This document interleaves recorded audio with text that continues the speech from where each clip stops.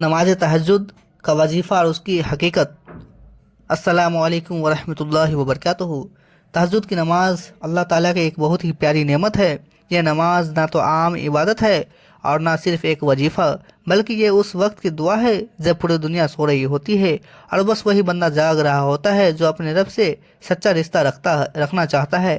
یہ وہ لمحہ ہے جب زمین پر سناٹا ہوتا ہے، رات کا اندھیرا دل کو سکون دیتا ہے، ہوا میں ٹھنڈک ہوتی ہے اور اس ٹھنڈک میں ایک روحانی سکون اترتا ہے۔ اسی وقت اللہ تعالیٰ اپنے آسمان دنیا پر آتا ہے اور پکارتا ہے، کون ہے جو مجھ سے معافی مانگے تاکہ میں اسے معاف کر دوں؟ کون ہے جو مجھ سے معافی مانگے میں اسے معاف کر دوں؟ کون ہے جو مجھ سے مانگے تاکہ میں اسے دوں؟ کون ہے جو مصیبت میں ہے تاکہ میں اسے پریشانیاں سے دور کر دوں؟ یہ بات حدیثوں میں بار بار بیان ہوئی ہے۔ تہجد کی اہمیت۔ تہجد کی نماز اصل میں رات کو اٹھ کر کی جانے والی نفل عبادت ہے۔ اس کا مقصد صرف دعا مانگنا نہیں ہوتا، بلکہ اپنے دل کو رب کے سامنے جھکا دینا ہوتا ہے۔ یہ نماز ان لوگوں کے لیے ہے جن کا دل کہتا ہے، اب میں اپنے مالک سے کچھ کہوں، اب میں اپنی پریشانیاں صرف اسی سے سناؤں۔ قرآن میں اللہ نے اپنے خاص بندوں کی نشانی بتائی ہے، وہ لوگ جو رات کے سمے اپنے رب کے آگے سجدہ کرتے ہیں اور روتے ہیں۔ وہ لوگ کہتے ہیں، اے ہمارے رب، ہم سے ہمارے گناہ معاف کر دے۔ تہجد کا وقت عشاء کی نماز کے بعد شروع ہو جاتا ہے، لیکن سب سے افضل وقت وہ ہے جب پوری رات کا آخری حصہ بچا ہو، یعنی فجر کے اذان سے لگ بھگ 1.5 یا 2 گھنٹے پہلے۔ اس وقت ہوا ٹھنڈی ہوتی ہے، دل نرم ہوتا ہے اور آنکھوں میں سچے آنسوؤں سے بھیگنے لگتی ہے۔ یہ وہی پل ہے جب دعا کا تیر نشانے پر لگتا ہے، کیونکہ اس وقت اللہ کی رحمت زمین کے قریب ہوتی ہے۔ تہجد پڑھنے کا صحیح طریقہ۔ عشاء کی نماز کے بعد سو جائیں۔ رات کے آخری حصے میں اٹھیے، وضو کیجیے، یعنی تازگی حاصل کیجیے، 2 رکعت یا 4 رکعت تہجد کی نماز ادا کیجیے۔ ہر رکعت میں کوئی بھی آسان سورہ پڑھ سکتے ہیں، لیکن کوشش کیجیے کہ دل سے پڑھے، نہ کہ صرف زبان سے۔ نماز کے بعد ہاتھ اٹھائے اور دعا کیجیے، اپنے دل کی بات سچائی سے کہیے، اے اللہ، تو ہی میرا مالک ہے، تو ہی سب کچھ جانتا ہے۔ تہجد کی دعا۔ کسی عربی شبد کی ضرورت نہیں، بس اپنے شبدوں میں یوں ہی کہیے، اے میرے رب، میں تیرے سامنے ہوں، تو جانتا ہے کہ میں کن مشکلوں میں ہوں۔ تو ہی وہ ہے جو بنا بولے بھی دل کی بات سن لیتا ہے۔ تو مجھ پر رحم کر، مجھے برکت دے، میری تکلیفیں دور کر دے اور میرے دل کو سکون دے۔ یہ دعا جتنی سچائی سے کی جائے گی اتنی جلدی اثر کرے گی۔ تہجد کی اہمیت۔ حدیثوں کی روشنی میں رسول اللہ صلی اللہ علیہ وسلم راتوں کو جاگتے تھے، یہاں تک کہ ان کے پاؤں سوج جاتے تھے۔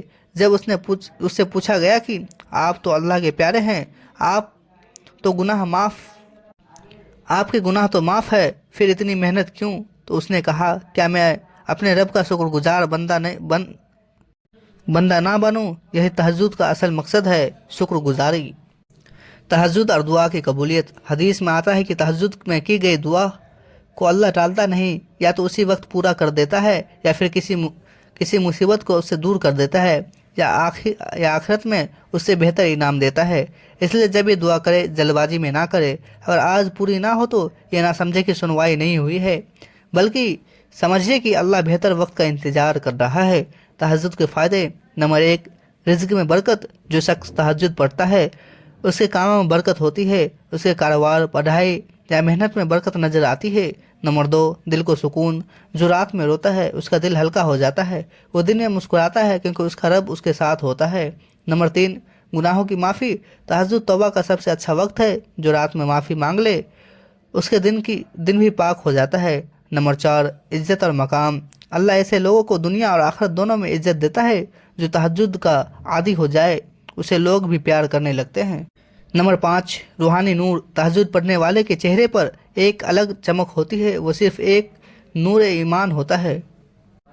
حاجت کے لیے تہجد کا اثردار عمل۔ اگر کسی کو کوئی خاص پریشانی ہو، جیسے قرض، بیماری، بے روزگاری یا حاجت، تو تہجد کے وقت یہ کام کرے۔ 2 رکعت نماز پڑھے، نماز کے بعد کچھ پل خاموش رہے، پھر کہے، اے میرے رب، میری یہ حاجت تیرے حوالے ہے۔ اپنی بات صاف کہے، جیسے ایک بچہ اپنے پتا سے کہتا ہے۔ اللہ کبھی ایسے دل کو خالی نہیں لوٹاتا۔ تہجد اور قرآن کی رشتہ۔ قرآن میں اللہ تعالیٰ نے رات کے لوگوں کی تعریف کی ہے۔ وہ لوگ جو راتوں میں سجدہ کرتے ہیں، ڈرتے ہیں اور امید رکھتے ہیں، یعنی تہجد والے میں خوف امید دونوں ہوتے ہیں۔ وہ ڈرتے بھی ہے کہ کہیں غلط نہ کر بیٹھیں، اور امید بھی رکھتے ہیں کہ اللہ رحمت کرے گا۔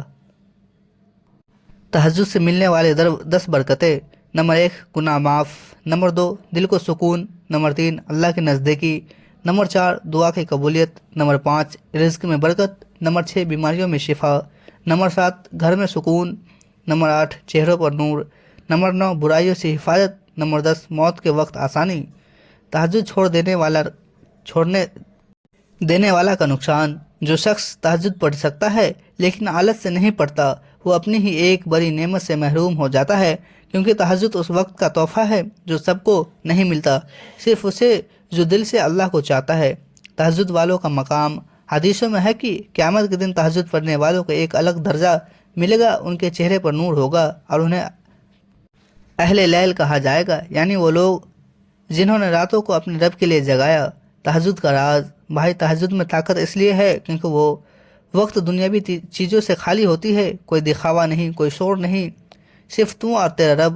اگر کسی کی کوئی دعا ادھوری ہے تو وہ تہجد کے وقت اللہ کے سامنے سچے دل سے رو لے، وہ کبھی خالی نہیں لوٹے گا۔ آخر میں ایک سچی بات: تہجد صرف امیروں، مولوی یا بزرگوں کے لیے نہیں، یہ ہر اس مسلمان کے لیے ہے جو اللہ کو سچے دل سے چاہتا ہے۔ اگر کسی کو نماز پڑھنی مشکل لگتی ہے تو تہجد کی عادت ڈالنے سے دل اپنے آپ نرم ہونے لگتا ہے۔ نتیجہ: تہجد کوئی جادو نہیں، یہ اللہ کے قریب آنے کا ذریعہ ہے۔ یہ نماز ہر حاجت اور ہر خواہش کے لیے اثردار ہے۔ جو اسے روزانہ نہیں تو ہفتے میں 2-3 بار بھی پڑھے، اس کا حال بدلنے لگتا ہے، اللہ اس پر رحمت برساتا ہے اور دنیا آخرت دونوں میں اسے عزت دیتا ہے۔ ناظرین، آج کے لیے اتنا ہی، ملتے ہیں کل اگلی ویڈیو کے ساتھ، تب تک کے لیے السلام علیکم ورحمۃ اللہ وبرکاتہ۔ خدا حافظ۔